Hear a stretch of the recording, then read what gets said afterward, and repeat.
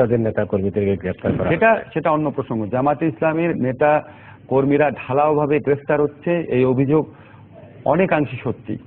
এবং আমরা পত্রিকাতে এমন নিউজে দেখি আপনার যে বিভিন্ন ছাত্রাবাস থেকে জামাত কর্মী সন্দেহে ছাত্রলীগ বা অন্যরা কোনো ছেলেকে ধরে পুলিশকে সোপর্দ করছে এবং পত্রপত্রিকা অহরহ ছাপা হচ্ছে। এটা খুবই অদ্ভুত একটা ব্যাপার। শিবির কর্মী যদি কেউ হয়, এটা বাংলাদেশে কোন আইনে অপরাধ?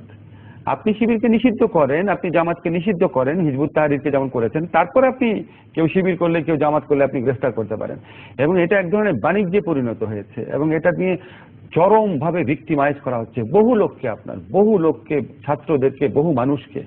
এবং আমি মাঝে মাঝে এমন অভিযোগও শুনি যে কোনো পুলিশ অফিসার যারা আপনার ঢাকাতে নতুন আসছে বা তারা কত বেশি অ্যান্টি জামাত এটা প্রমাণ করার জন্য বহু ইনোসেন্ট লোককেও গ্রেফতার করে নিয়ে যায়, বা অনেকে আবার দুর্নীতির জন্য টাকা খাওয়ার জন্য আপনার গ্রেফতার করে নিয়ে যাচ্ছে। আমি জানি না সরকার এই ব্যাপারগুলো খতিয়ে দেখছে নাকি। এই ধরনের ঘটনা ঘটছে। এটা আপনার পত্রপত্রিকায় তো আসে যে শিবির কর্মী সন্দেহে ধরে পুলিশের সোপর্দ করে দিল। একটা মানুষ প্রশ্ন তুলে না যে শিবির কর্মী হওয়াটা পেনাল কোডের কোন ধারাতে অপরাধ? তার বিরুদ্ধে যদি স্পেসিফিক অভিযোগ থাকে, গাড়ি ভাঙচুর করেছে, এই করেছে, অফকোর্স আপনি গ্রেফতার করতে পারেন, অফকোর্স পুলিশে সোপর্দ করা যেতে পারে। জামাত যদি নিষিদ্ধ করেন সোপর্দ করা যেতে পারে। এটা এই জামাতের এই দাবির ব্যাপারে আমার মনে হয় না দ্বিমত পোষণ করার বেশি অবকাশ রয়েছে। আরেকটা ব্যাপার আমি একটু বলি, যুদ্ধ অপরাধ ট্রাইব্যুনালের ব্যাপারে জামাত আরেকটা প্রসঙ্গ তুলেছে যে সরকারি দলের নেতারা যখন কমেন্ট করেন ট্রাইব্যুনাল নিয়ে, অনেক কমেন্ট করেন, তখন ট্রাইব্যুনাল তাদের বিরুদ্ধে ব্যবস্থা নেয় না। আবার করে নাই, কেন করে নাই ওটা নিয়ে প্রশ্ন তোলা যেতে পারে। কিন্তু এটা আমি একটা এক্সাম্পল দিই, যেহেতু কথাটা বললাম, আপনার মনে আছে আমাদের আইন প্রতিমন্ত্রী যখন গণজাগরণ মন্ত্রী ছিল, উনি বলেছিলেন যে এই সমাবেশ যদি আগে হতো তাহলে কাদের মোল্লার রায় হয়তো ভিন্ন হতে পারতো, এই ধরনের একটা কথা বলেছিলেন। এটা তো ট্রাইব্যুনালকে খুবই মারাত্মকভাবে আন্ডারমাইন করা। তার মানে ট্রাইব্যুনাল সমাবেশ দেখে রেখে রায় দেয়, এই ধরনের একটা ইন্ডিকেশন আর কি। ওইটা কিন্তু ট্রাইব্যুনাল কোনো রকম রুল ইস্যু করে নাই, কারণ জানতে চায় নাই। এই ধরনের কোনো ঘটনা নিয়ে কারো মনে হতে পারে যে আচ্ছা ঠিক আছে, কিছু ক্ষেত্রে হয়তো ট্রাইব্যুনাল আপনার সমানভাবে মানে তার বিচারিক দৃষ্টিভঙ্গি প্রয়োগ করেন এই সরকারি দল নেতার ক্ষেত্রে। মনে জানেন সংসদ পরিস্থিতি নিশ্চয়ই শুনেছেন, আজকে ডিবেটটা বেশ কি হয়েছে? আমি শুনি নাই, আমি পত্রপত্রিকা পড়েছি। আমার কাছে দুঃখজনক লেগেছে। আজকে আপনারা ধরেন যেই দুজন নারী সাংসদ, ওনারা পরোক্ষভাবে নির্বাচিত নারী সাংসদ বিএনপির, ওনারা যে বক্তব্য দিয়েছেন, কিছু বক্তব্যের সাবস্টেন্স ঠিক আছে। আপনি বলতে পারেন তারেক রহমানের বিরুদ্ধে ষড়যন্ত্র হচ্ছে, তারেক রহমান তৃণমূল পর্যায়ে রাজনীতি করেছে, আপনি বিএনপি নেত্রী হিসেবে এটা বলতেই পারেন। এমনকি আপনি এটাও বলতে পারেন দীপুমণি হাইব্রিড নেত্রী, এটা বললেও আমি খুব অন্য কিছু দেখি না।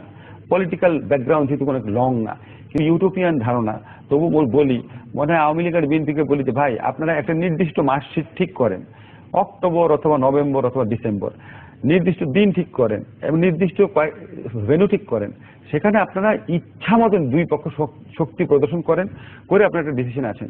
অথবা সেটা টেলিভিশনের ডিবেট হইতে পারে, টেলিভিশন না করে না, রাস্তায়, আমি রাস্তার কথা বলছি, লাস্ট অল্টারনেটিভ যদি মারামারি করতে চায় আর কি, অবশ্যই আপনারা সংসদে বিতর্ক করেন, টেলিভিশনে বিতর্ক করেন, জাতীয়ভাবে বিতর্ক করেন, আলোচনা করেন, এগুলি তো আমাদের প্রেফার্ড অপশন।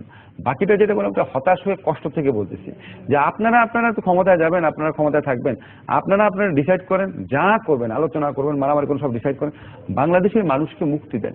বাংলাদেশের মানুষ আপনার এই দুই দলের রেষারেষির কারণে কতভাবে যে ক্ষতিগ্রস্ত হচ্ছে। আপনি এই যে দেখেন, খুব প্লেইনলি দেখলে আমরা তো এক চোখা বুদ্ধিজীবী, কেউ বলবে যে এসএসসি এইচএসসি পরীক্ষার্থীরা যে পরীক্ষা এত এই পরিমাণ ক্ষতিগ্রস্ত, এটা সম্পূর্ণ দায়িত্ব বিএনপি জামাত এদের।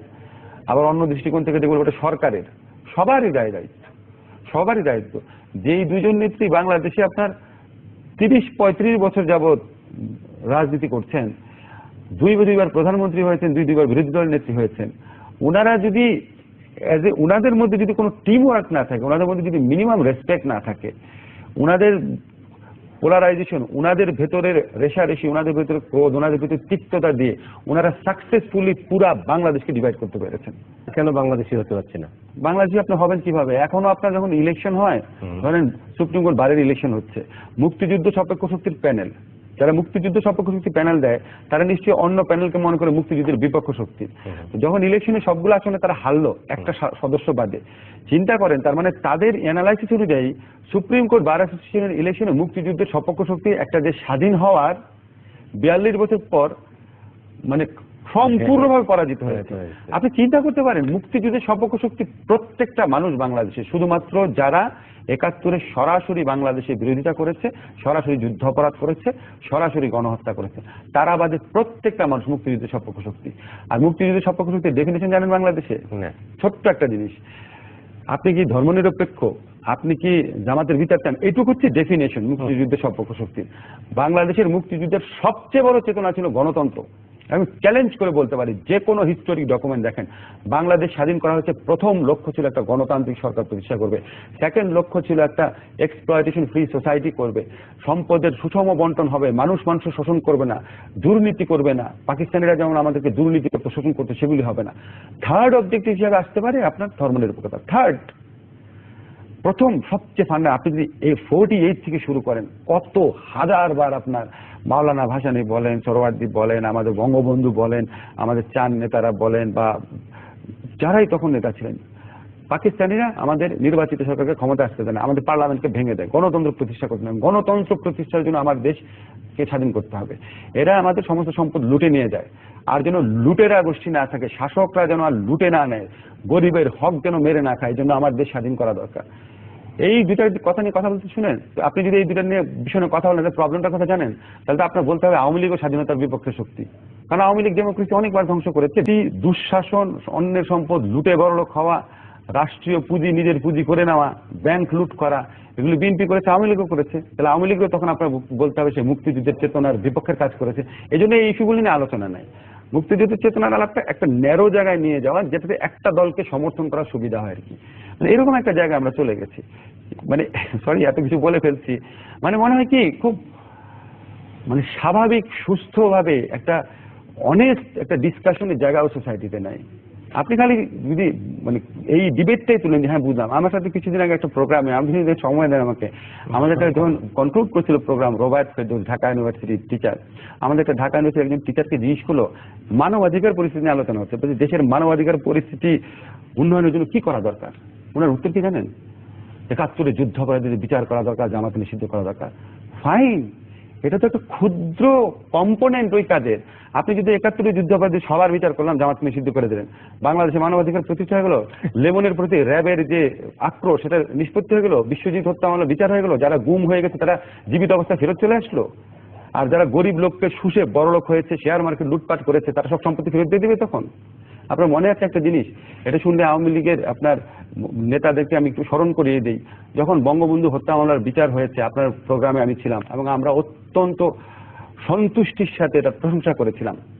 তখন একটা কথা বলা হয়েছিল আওয়ামী লীগ নেতৃত্বের পক্ষ থেকে, যে আজকের থেকে বাংলাদেশে মানে কিলিং, ওই খুন, দায় মুক্তির সংস্কৃতির অবসান হলো, বলা হয়েছিল না? দায় মুক্তির সংস্কৃতির অবসান হলো। এরপরে বাংলাদেশে কতগুলো গুমের ঘটনা ঘটেছে, বিচার হয়েছে। এরপর কতগুলো ক্রস ফায়ার ঘটেছে, বিচার হয়েছে। তো আপনি একটা জিনিস বলবেন, আপনি বড় কথা, সেটার ফলো আপ হিসাবে যদি আমরা মনে করাই দিই, তারপর যদি আমাদের উপর কেউ রাগ করে, তাতে কিছু করার নাই।